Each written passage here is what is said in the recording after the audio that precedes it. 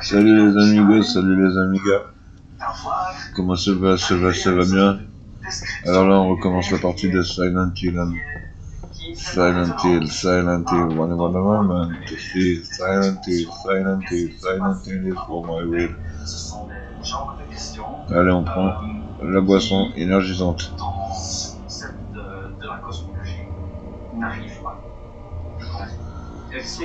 Allez, pourquoi tu veux pas la prendre? C'est difficile de parler à des gens comme nous, qui ne sont pas scientifiques. Non, je suis un scientifique. Ah oui, non, mais je vois ça, mais vous comprenez, vous comprenez. Oui, bien sûr. Ah, très bien, merci.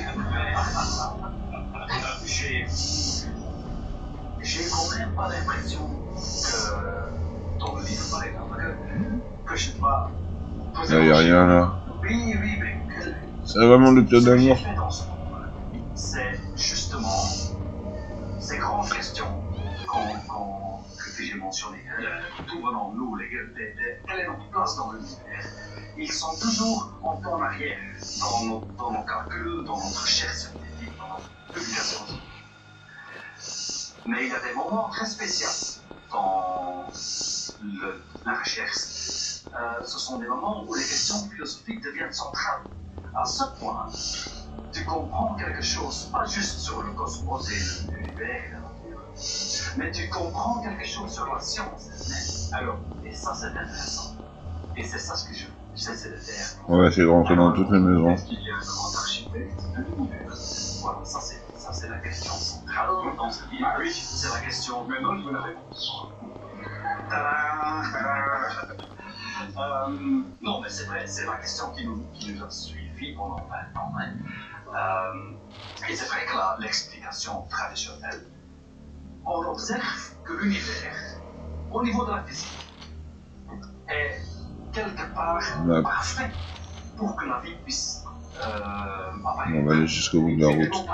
On va prendre une plieuse. Voilà, c'est ça. Par exemple, on a 3 dimensions d'espace.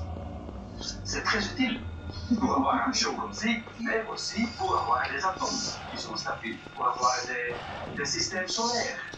Tu n'as que des systèmes solaires et des atomes et donc rien dans 3 dimensions. On a un rythme d'expansion qui permet que les étoiles se forment. On a de la chimie, parce que les forces entre les particules sont bon, mais il n'y a rien dans les maisons. maisons. Un tout petit peu la physique, ici, oui. Donc, dans l'univers devient stérile. Donc, c'est un mystère. Pourquoi les lois de la physique sont si parfaites pour que nous puissions apparaître ou la vie en général? Pardon? Et s'il n'existait pas, comment l'inventer? Dieu, c'était une des explications traditionnelles, le grand architecte, comme on dit. Mais donc, on est arrivé à une autre conclusion. Dieu, on n'est pas dans la science. Mais voilà. Ah ouais, on est Ouais, c'est encore tout droit. Ouais. Mais c'est pour ça que je vais proposer une autre. Oui. Vous attendez la réponse. Allez-y. Ouais. Donc, avec Hawking, j'ai étudié le Big Bang, l'origine du temps. Et on a découvert un nouveau niveau d'évolution là-dedans, caché là. Une évolution qui s'est passée au niveau des lois de la physique. Une évolution dans laquelle les lois de la physique, un peu comme une évolution darwinienne, sont graduellement, progressivement formées et après cristallisées. Donc on a quelque part mis les lois de la physique pas comme des vérités éternelles ou comme Dieu ou le grand architecte qui l'ont fait au début, mais on est arrivé à la conclusion que les lois de la physique sont le résultat eux-mêmes d'une évolution précédente qui aurait été vue différemment parce qu'il y a, comme dans l'évolution biologique, du hasard qui joue. Paul Gasnier a résumé tout ça. L'univers est en expansion, c'est un emploi, on ne sait pas ce qu'il y avait rendu compte. Rapide. Très bien.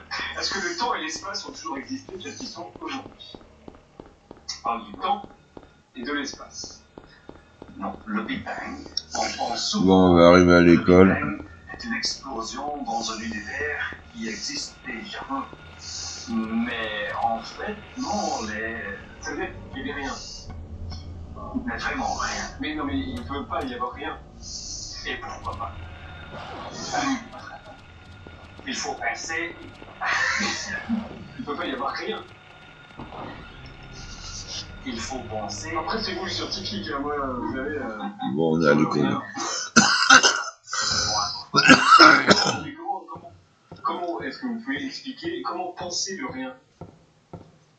Ah, mais j'essaie de ne pas. On prend de l'école.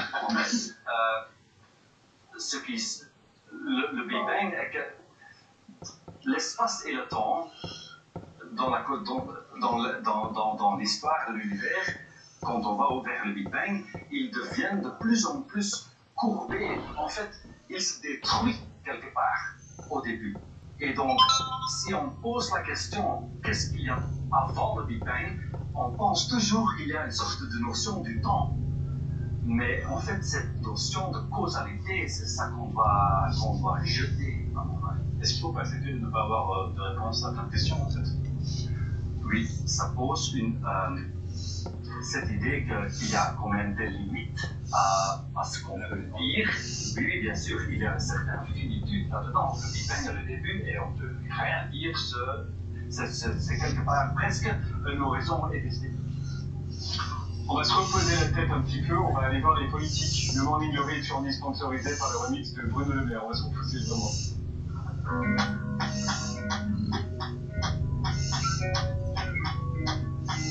Calm down. Calm down.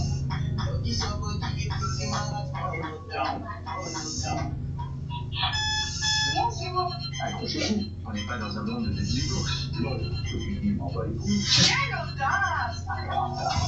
C'est compliqué tout ça. Je suis hétérosexuel et je me sens popule. C'est tout de même un peu fort de café. Ça me touche à mon tête sans faire toucher l'autre. Bonjour les dégâts. Un conseil, c'est juste de fermer la bouche. Moi, j'adore Beyoncé. L'oncle TikTok, c'est ce qui m'a chié, je me fais. L'émission me Voici la définition du dialogue de sourds.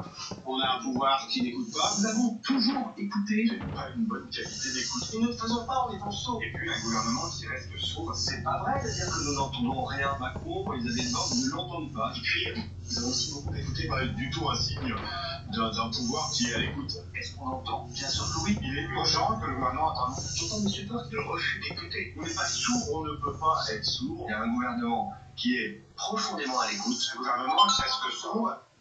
49.3 ou pas 49.3. Allez, bisous les amis.